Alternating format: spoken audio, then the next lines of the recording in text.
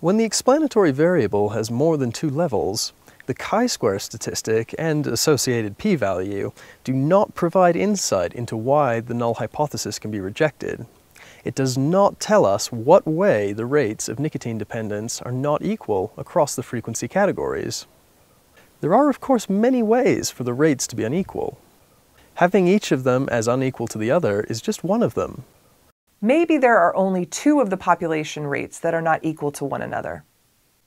To determine which groups are different from the others, we will again need to perform a post hoc test. By conducting post hoc comparisons between pairs of rates in a way that avoids excessive type 1 error, in other words, avoids rejecting the null hypothesis when the null hypothesis is true, we will be much better able to appropriately describe which population rates are different from the others. If we reject the null hypothesis, we need to perform comparisons for each pair of nicotine dependence rates across the 6 smoking frequency categories. In the case of 6 groups, we actually need to perform 15 pairwise comparisons. With these red brackets, I'm illustrating 15 paired comparisons that we'll need to conduct. As you can see, there are so many, it's actually difficult to illustrate this graphically. If you'll recall, the family-wise error rate for 15 different comparisons is 0.54. This means that if we do not protect against type 1 error, we will be wrongly rejecting the null hypothesis and saying that there's an association over half the time. Having about a 50-50 chance of being right would obviously give us absolutely no confidence in our decisions. So, to appropriately protect against type 1 error in the context of a chi-square test, we will use the post hoc approach known as the Bonferroni Adjustment. The goal of using the Bonferroni Adjustment is to control the family-wise error rate, also known as the maximum overall type 1 error rate, so that we can evaluate which pairs of nicotine dependence rates are different from one another. Briefly, the process would be to conduct each of the 15 paired comparisons, but rather than evaluating significance at the p.05 level, we would adjust the p-value to make it more difficult to reject the null hypothesis. The adjusted p-value is calculated by dividing p.05 by the number of comparisons that we plan to make. So if we make 3 comparisons, we would only reject the null hypothesis if the p-value were 0.017 or less.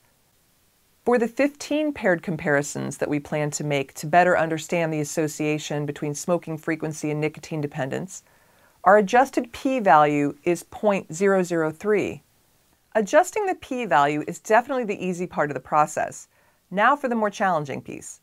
For the actual post hoc testing, we need to run a chi-square test for each of the 15 paired comparisons. To do this, I can add syntax to the program where I create new variables that allow me to choose only 2 smoking frequency groups at a time. There are multiple ways to do this, but I am going to employ recodes in conjunction with the map function. So here I start by comparing the usual smoking frequency per month group 1 and the usual smoking frequency per month group 2.5. First, in this new recode2 object, I am keeping the 1 and the 2.5 value as is. That is 1:1 and 2.5:2.5. But I'm excluding from the statement all other values in the USFreq-MO variable. Next, I name this new variable that I intend to have only 2 levels. Here I'm calling it comp1v2, and then setting it equal to USFreq-MO, and using the map function to give the new comp1v2 variable the values that I just defined in the recode2 object. Now I add this new comp1v2 variable to the crosstabs, column%, and chi-square syntax. If I save and run this program, I can get a new chi-square table that includes only those 2 frequency groups, 1 versus 2.5, by the presence or absence of nicotine dependence.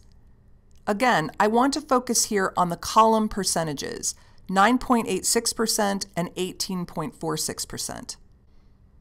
Are these 2 rates significantly different from one another? If I look down at my chi-square value and probability value, a p-value of 0.23. I can see that they aren't.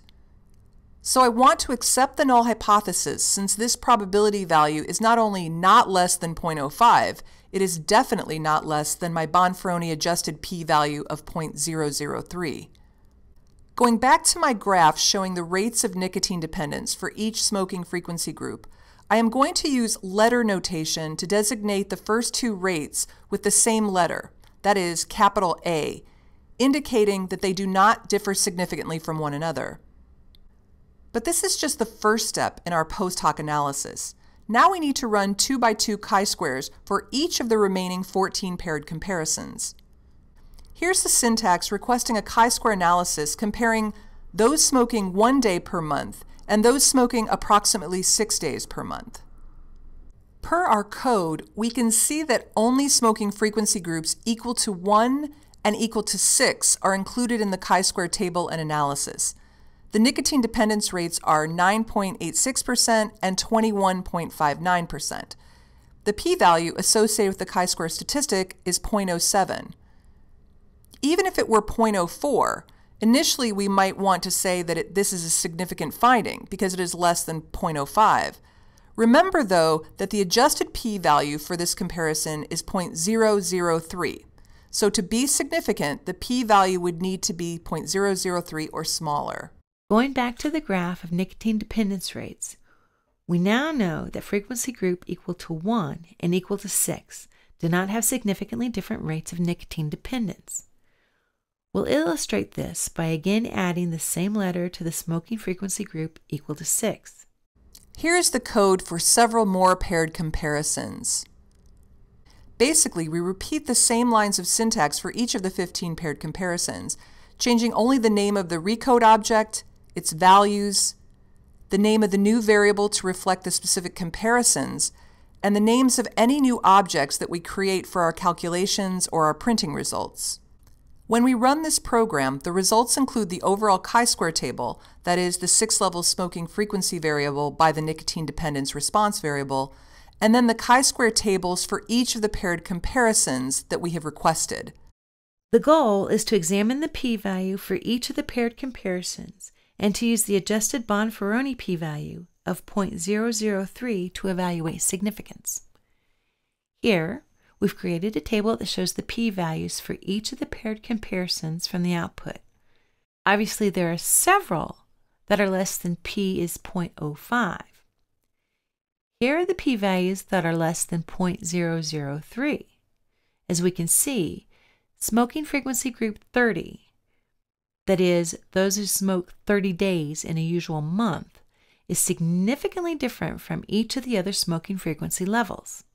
In addition, smoking frequency group 1 has significantly different nicotine dependence rates than smoking frequency groups 14 and 22.